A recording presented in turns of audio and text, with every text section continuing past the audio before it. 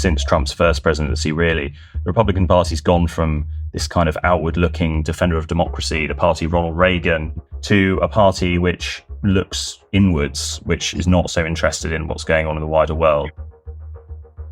I'm Venetia Rainey, and this is Battle Lines. It's March 8th, 2024. Regardless of who stands with Israel, Israel will fight until this battle is won. 两岸同胞要携手同心，共享民族复兴的伟大荣光。 I've made wartime decisions. I know the choices are never clear or easy for the leadership. I just find bombs and I find dead people, but it's a really scary thing for me. On this episode of Battle Lines, we talk to our US editor, Tony Diver, about Super Tuesday and why it could mean unrest in America and abroad. Then we hear from Nataliya Vasilyeva, our Middle East correspondent, who has been revisiting the south of Israel to reflect on what has changed since those dark days following the October 7th attack by Hamas. Finally, South America correspondent Simeon Tegel gives us the lowdown on what's happening in Haiti and why the man at the centre of the violence is known as Barbecue. We start in America, where a major round of Republican and Democrat primary voting has just happened ahead of the November national election. Known as Super Tuesday, it usually ends with two clear frontrunners from each party. I spoke to Tony to find out more. Tony, thank you so much for joining us on Battle Lines. Super Tuesday, we had it this week. How did it go? What are the headlines that our listeners need to know about? Well, as we expected, we saw what was pretty much a clean sweep for Donald Trump. Of the 15 states that were voting in the Republican primary, he took 14 of them. There was a surprise victory for Nikki Haley in Vermont, but it wasn't enough to keep her in the race. And so the morning after, she bowed out. She said that she was standing down from this Republican primary contest. She didn't endorse Donald Trump, but she's no longer standing. So Donald Trump has won the nomination for this year's election is the main headline. But we did also see some interesting results around the country. In the Democratic primary, we saw some resistance to Joe Biden's nomination. He's obviously the incumbent, and so you would expect him to win pretty much all of the votes from Democrats. But actually, there were a few that, in a protest vote against Biden's position on the war in Gaza, put themselves down as unaffiliated. That happened in 3 or 4 states, which was quite interesting. And we also saw a little bit of reluctance from some Republicans in an exit poll to vote for Donald Trump if he was to be convicted of a crime this year, which is not hugely unlikely, given that there are 4 criminal cases against him. So there was some suggestion that could cause problems for him in November. But the headline stats are 2024 is going to be a rematch of 2020. It's going to be Biden-Trump.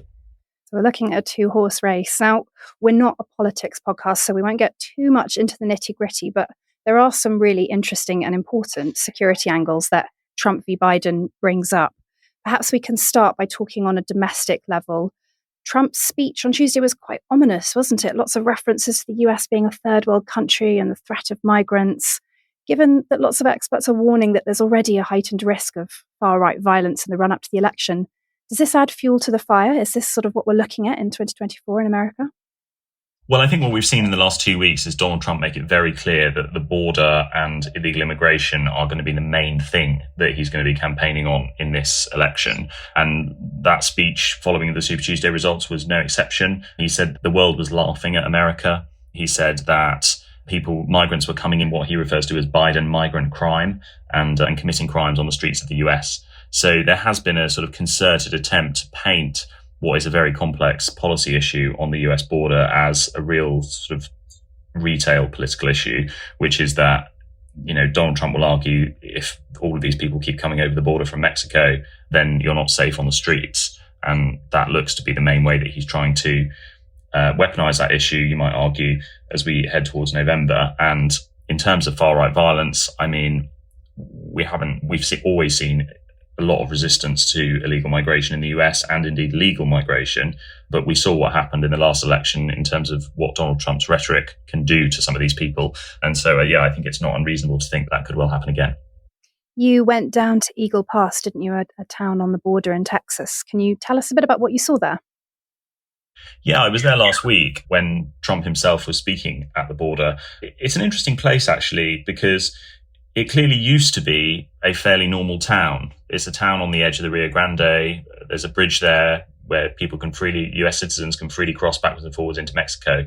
But what it's actually become is what looks more like a militarized zone. There's barbed wire all around the edge of the river. There's a public park there, which I was told used to be the place where local children would come and play football at the weekends, and that they would hold a carnival in the summer.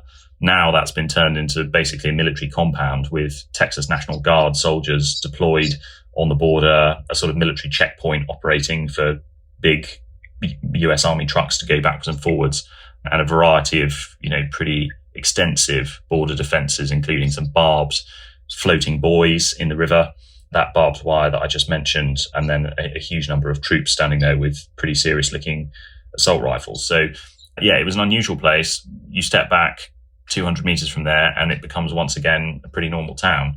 But you can see that it's really right at the heart of this debate, and you can hear it in the political rhetoric as well. You hear politicians talking about Eagle Pass all the time as an example of a flashpoint in this debate over the border. You also spoke to some residents, didn't you? What kind of things did they tell you? Yeah, well, the residents had mixed views.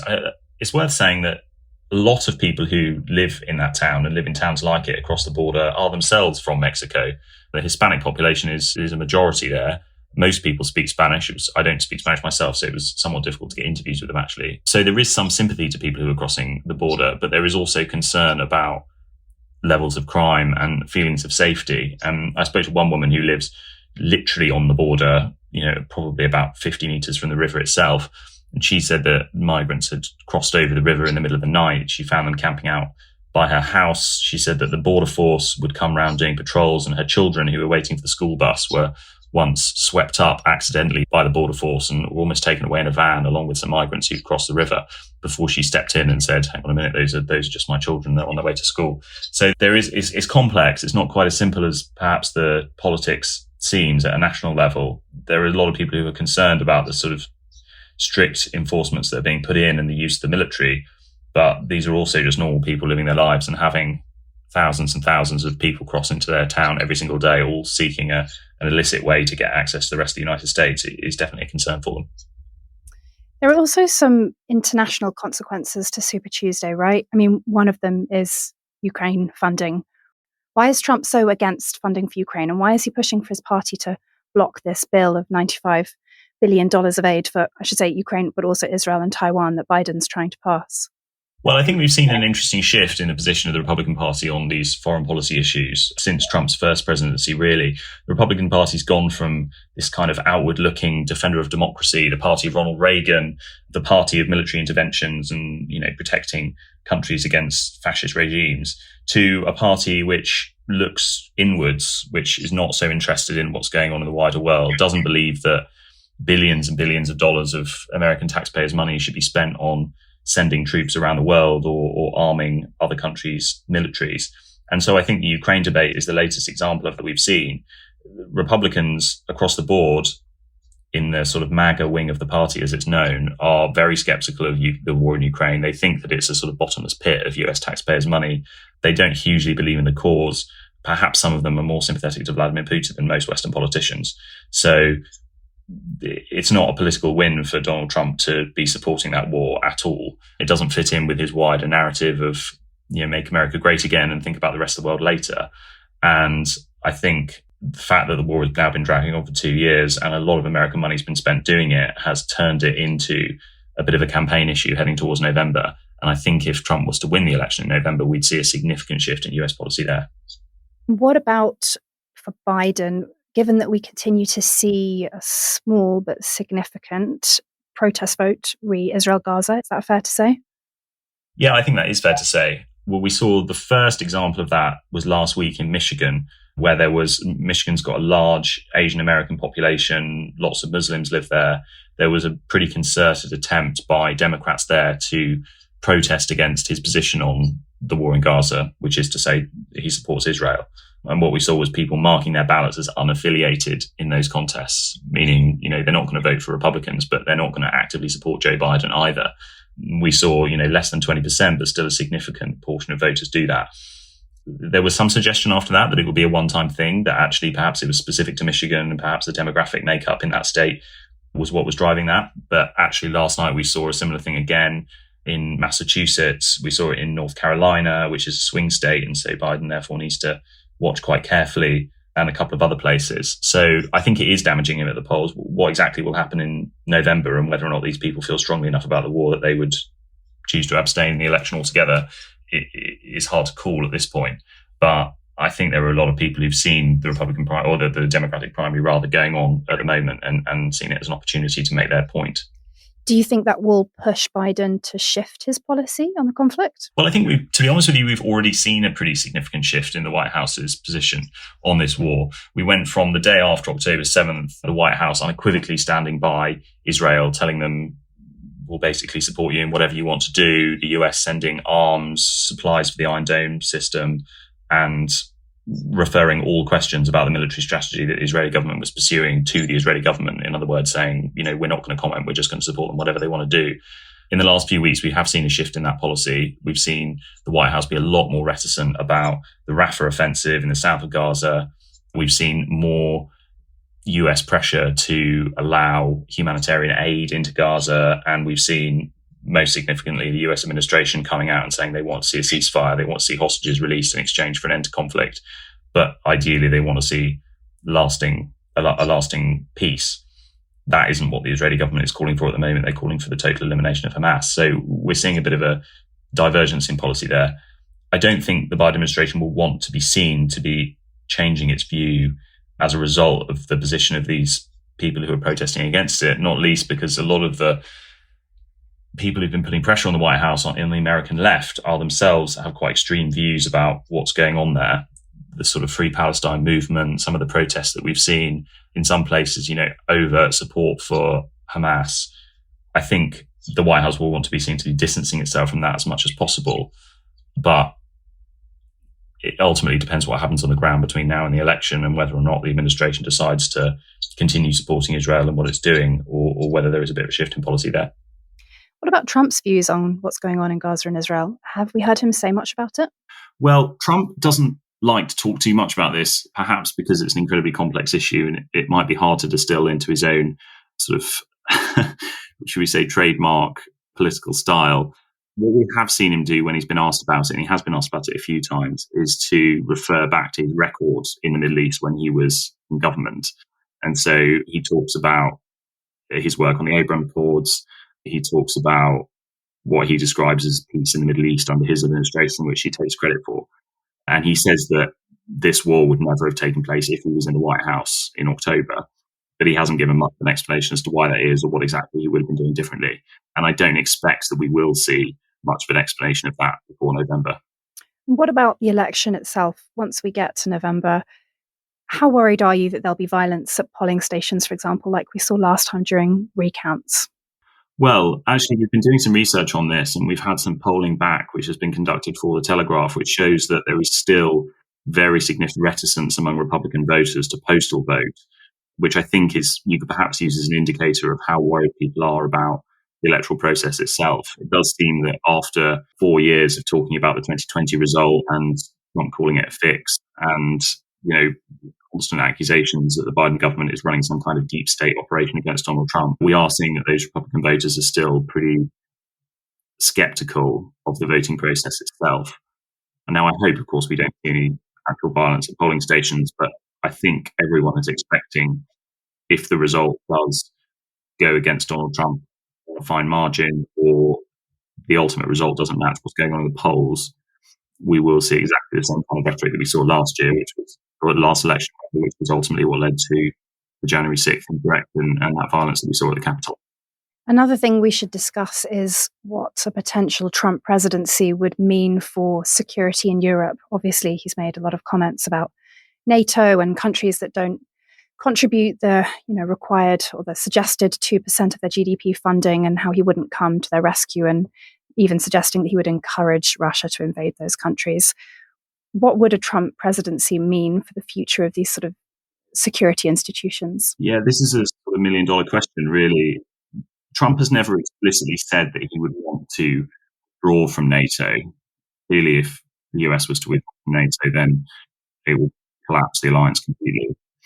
There are lots of things that he can do short of that, which would have a significant impact, right up to the fact that the entire of Article 5, which underpins the alliance, is that one country that's attacked will receive the aid of all the others. Trump can just not do that. There's no law that requires him to do that. The US is a signatory to that treaty, but he can't be sued into deploying the US military. And if he was to go out and say, well, you know what, Lithuania, if Russia was to invade, then we're not going to do anything about it, then there's not really anything that anyone can do. And that would significantly undermine NATO. But that's the big thing that everyone is worried about, not for withdrawal, but for withdrawal in all but name. In terms of the spending, I think we'll probably see a Trump approach very similar to what we saw last time, which is Trump making it very clear to European states and others that if they're not spending the 2% level, which is the NATO target, then they need to be. And actually, compared to Trump, that's the approach was pretty successful last time. We did see an increase in defense spending among those states, and he can reasonably claim to have put a bit of stick about those NATO meetings and come out of it with ultimately stronger defenses in the run-up to the war in Ukraine. But the real question is, does his instinct to be more into and less money on foreign policy and defense mean that he ultimately wouldn't want the aid of the alliance in the long run? We don't know the answer to that, but a lot of this is about perception, and what Russia, China, and other hostile states think about what the US might do, if you're following me, is as important really as to what the US actually does. Thank you so much for joining us, Tony. It's Tony Diver, our US editor.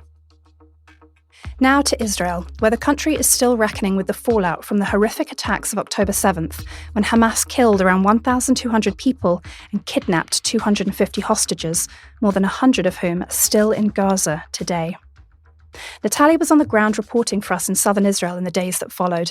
This week, she retraced her steps to reflect on what has changed since that nightmarish assault. This is early March, and I'm in the south of Israel, just a couple of miles away from the Gaza border. I'm revisiting the area where I worked extensively in the first couple of weeks after the devastating Hamas war on October the 7th last year. I haven't been to those places since late November, early December at the latest. And I decided to go back and see what it looks and feels like almost 6 months after the start of the war. First, I would have to warn you that if this recording is interrupted by me swearing in my native Russian, that would be me reacting to a number of outgoing rocket launches from the Israeli side that happened here once or twice. Don't be disturbed. The south of Israel definitely looks much more normal compared to what it was in October and November. I set out on this trip from Jerusalem, where I live, in the morning, and my photographer and I, we first reached Ashkelon, the city which was our base for the first couple of days of the war. At that time in October, Ashkelon was completely deserted, and you could safely ignore traffic lights, which I didn't, to drive around the city because there were just no cars around. This time, in early March, Ashkelon, here goes one of those outgoing rocket launches on Gaza from southern Israel. These days, Ashkelon looks quite normal. There are people out, there are cars out. I stopped by a hotel where I stayed at and my colleagues stayed at, and this is where I would leave my car and join my colleagues further south, which is where my car was nearly hit by a rocket, but luckily was parked quite far away from the main parking lot where the projectile has landed. There's a sense of normality. That hotel is being repaired. There's nothing on the hotel grounds that resembles the attack. They have repaired windows and outer walls of the hotel, which were damaged by the shrapnel. But things are not back to normal. We just spoke to receptionist Tatiana, who I met in October last year. She talked about the hotel reopening and the managers trying to fix things before the tourists arrive. They do hope that tourists arrive, even though they are very far off from a normal tourist season. I'm standing now in the field near Kibbutz Zahayim, where several hundred people were massacred in a Hamas attack, which targeted several kibbutzim, and over here they targeted a rave party that started one night before the Hamas attack. I was here in the middle of October, probably on day 5 since the attack, and I remember driving on Route 232 towards Be'eri. We did not even stop at the party site at the time.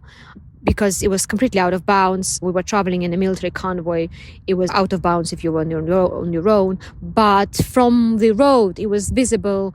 The devastation was quite visible from the road. You can see tents, you can see chartered cars. You could see a number of vehicles with their windows flung open.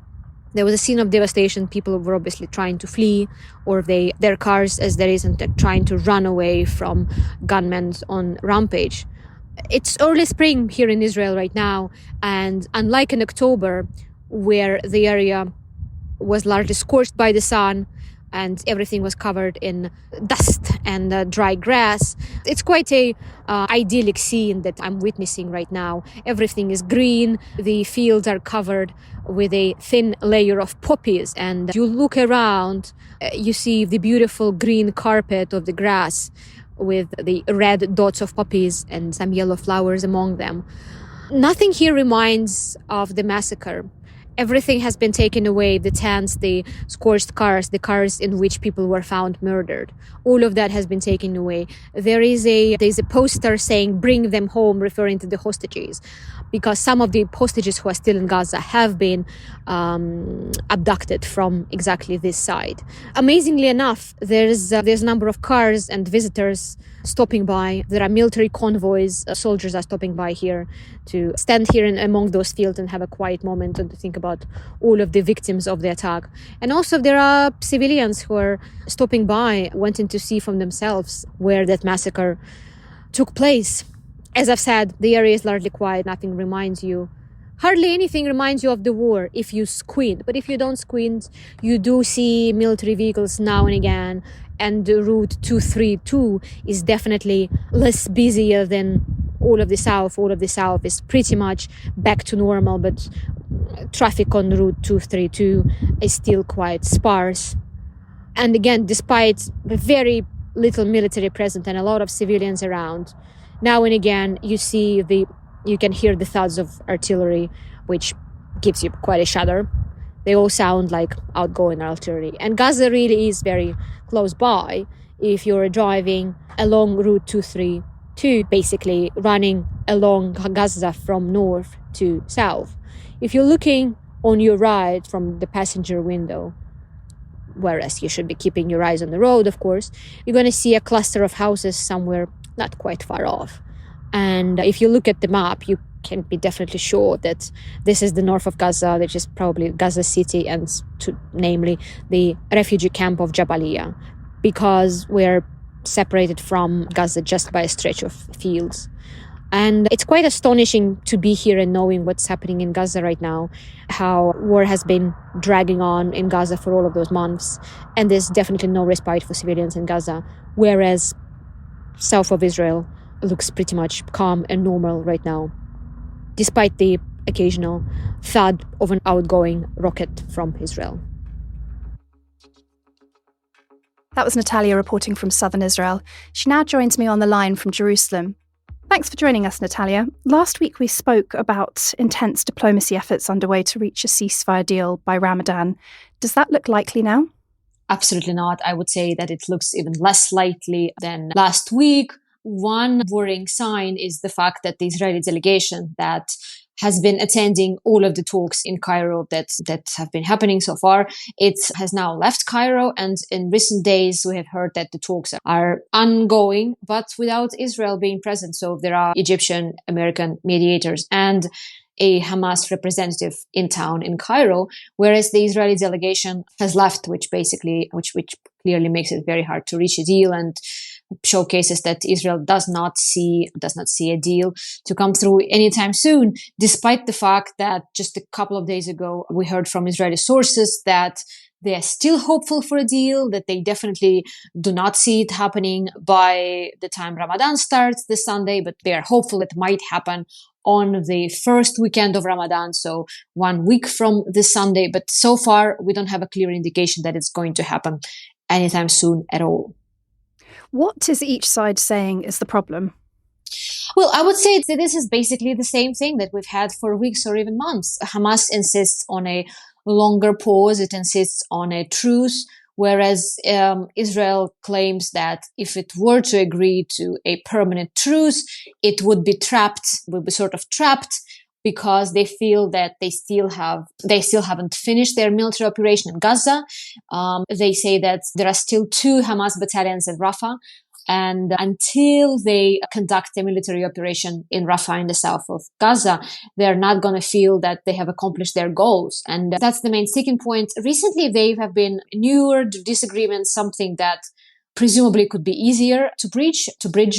For example, Israel, and namely Prime Minister Benjamin Netanyahu, have been asking for a list of all Israeli hostages in Hamas captivity, insisting that it would only agree to a deal as soon as it knows everyone who's in captivity, as soon as it gets a confirmation that everyone is alive, or as soon as it knows who is actually alive or not.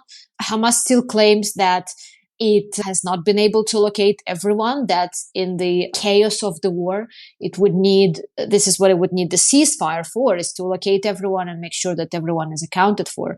And this demand on Israel's part, it was actually put forward by the Israeli Prime Minister, while other members of the cabinet have actually said that this is something that can be discussed later, that they would be okay for Hamas to present the list after the deal was agreed. But it looks like it was one sort of last straw for Hamas to, if not to suspend the negotiations, but it looks like the negotiations lost its momentum after Israel came with this one small but probably not an insignificant demand at the very last hour.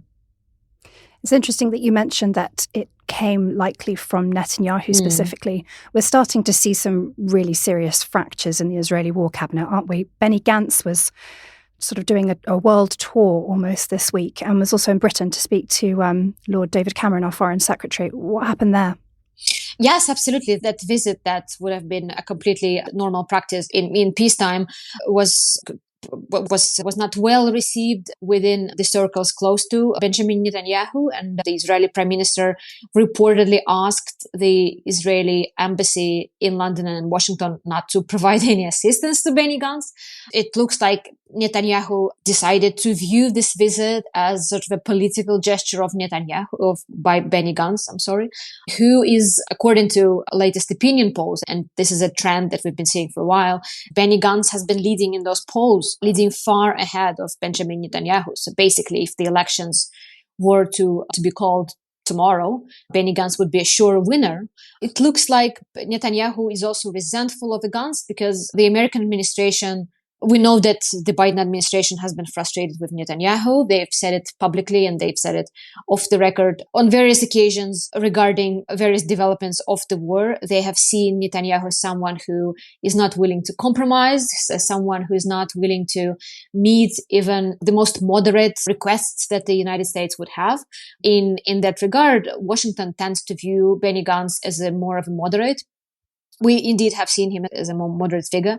And Netanyahu obviously saw this visit as a political challenge to him, as a visit not on the behalf of the State of Israel, but as a visit on the behalf of an opposition politician who sees him as the next leader of Israel. And it's clear that politicians in Washington and in London are quite keen to talk to him as someone who might be making those decisions sometime from now. Mm.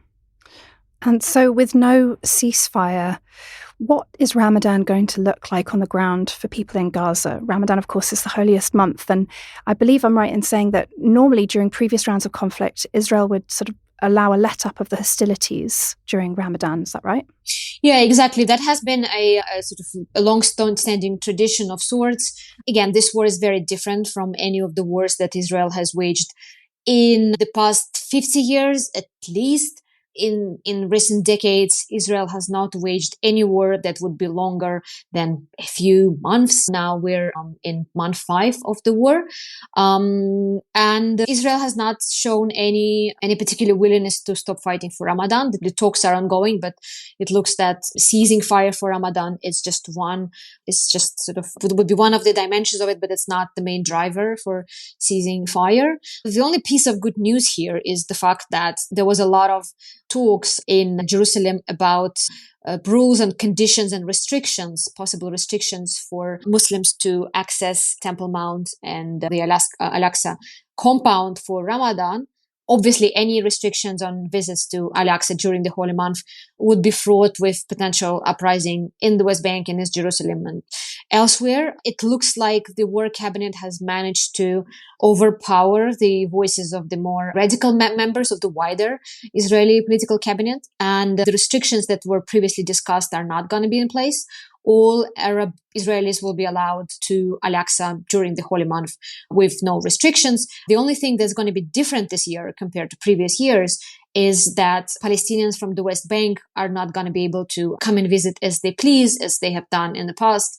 Previously, for Ramadan, all restrictions on Palestinians traveling to Jerusalem would have been scrapped. This time, Israeli officials would have to vet and pre-approve Palestinians for traveling from the West Bank to Jerusalem. It's likely that there would be age restrictions, so we're not going to see any young or younger men from the West Bank traveling to Jerusalem. But in terms of restrictions, this is definitely not the worst scenario that could have happened. And in fact, the few Arab Israeli members of parliament of the Israeli Knesset have actually praised Netanyahu's decision to stand firm and not to allow any restrictions on Arab Israelis. So we're going to see how it goes. Sunday is the start of the Ramadan. Following Friday would be the first Friday of Ramadan. And we have to wait and see how it plays out. Would you mind just saying a few words about what it means for the people in Gaza? Just sort of touch on the idea of, warnings of famine and continuing difficulties for aid deliveries, that kind of stuff. Sure. I have actually seen a lot of social media content from Gaza, people talking about Ramadan, and one of the features of it, which is fasting during daytime. Obviously, this is not going to be an option or a choice for people in Gaza because, as we know, most of the population in Gaza is now struggling to get food. There are varying figures on a number of people who are on the verge of hunger and starvation.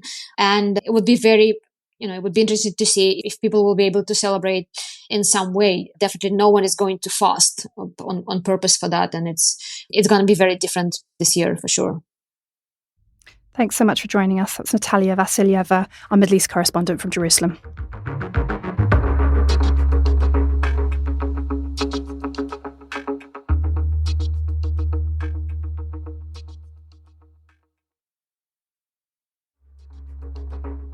Finally, we head to Haiti, where spiralling gang violence has left the country on the brink of civil war. I spoke to Simeon Tegel, our South America correspondent, to ask how things got so bad. Thanks so much for joining us, Simeon. I wonder if you could start by telling us what exactly is going on in Haiti at the moment. People, I'm sure, have seen a lot of headlines about violence there. What's happening? So in 2 words, it's violence and chaos. Unfortunately, we've had this gang uprising, which began last Thursday, led by a gang leader and former police officer called Jeremy Cherezier. He is demanding that the Prime Minister of Haiti, Ariel Henry, does not return to Haiti. Henry is currently in Kenya trying to negotiate the terms of a UN armed intervention in the country. He doesn't want the UN coming to Haiti. Obviously, he's a warlord, you might say, who's accumulated a lot of power at the point of a gun, using a lot of really horrific violence, and he clearly doesn't want that undermined in any way. He's also now talking about not letting Henry return to Haiti, which is one of the reasons why the various different gangs that he's united under his control has been storming the airport. Port-au-Prince, the capital, is just a mess right now. Apparently, some 15,000 residents have been forcibly displaced. They're just trying to basically flee for their lives and that of their loved ones and their children.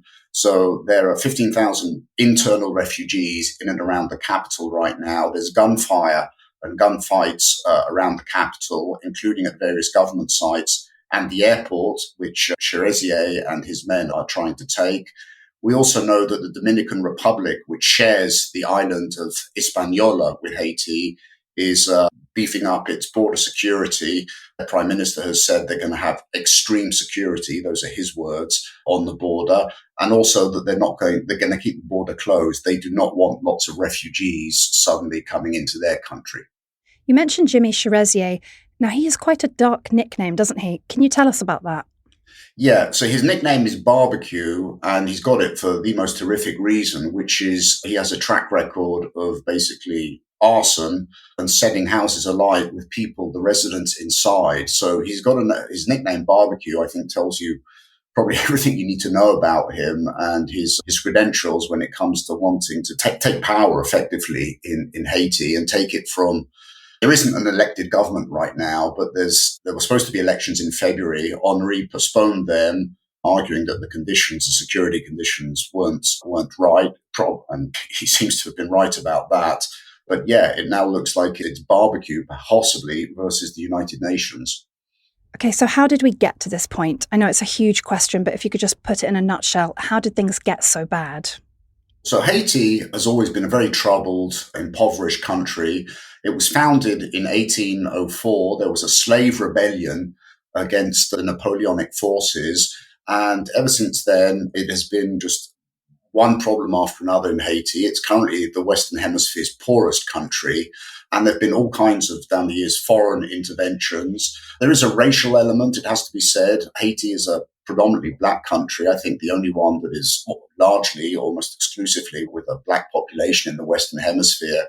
And that always shapes, I think, the conversation about foreign intervention. The countries that are willing to intervene at the moment are the Barbados, the Bahamas, Benin, Chad. So there's, I think, a lot of European countries, the US, are reluctant. There have also been previous interventions, including under the auspices of the UN, have not gone well. UN troops ended up introducing cholera to Haiti. There have been some serious accusations of sexual violence by UN troops against Haitian residents. So it's a very long story. The latest episode of violence began really back in 2021 when the president at the time was assassinated. And just last month, prosecutors in Haiti accused various people, including a former prime minister and the president's widow, of being involved in that assassination, although the motives aren't really very clear. But that, back in 2021, is what kind of started the current downward spiral. Is there any kind of semblance of authority that people are still listening to?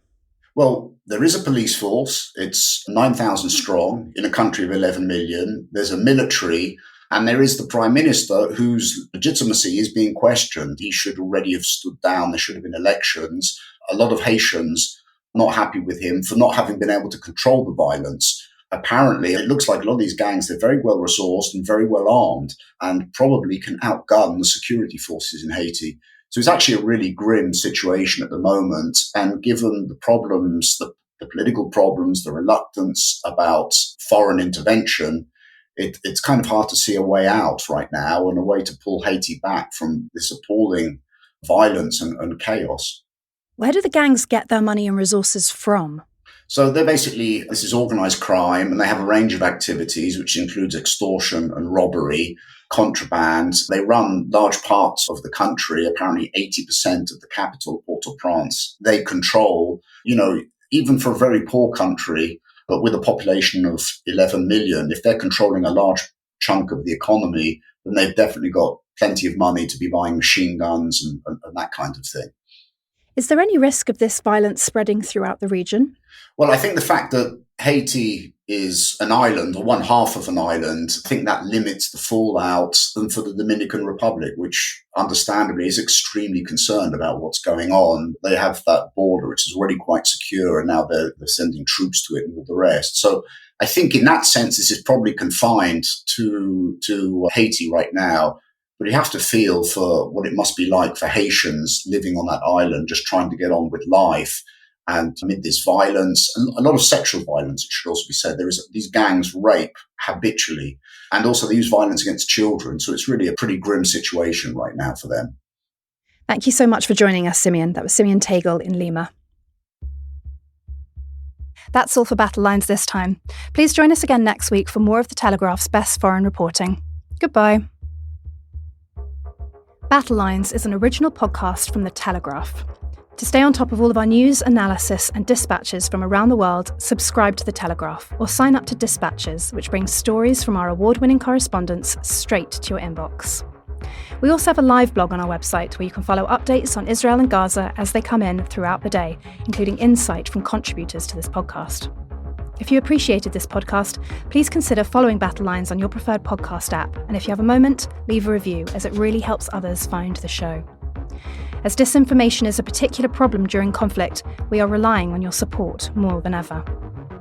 Battle Lines is part of wider Telegraph foreign coverage in our podcasts. If you're interested in finding out more about the war in Ukraine, you can listen to our sister podcast, Ukraine at the Latest. Battle Lines is produced by David Degahi, and the executive producers are David Knowles and Louisa Wells.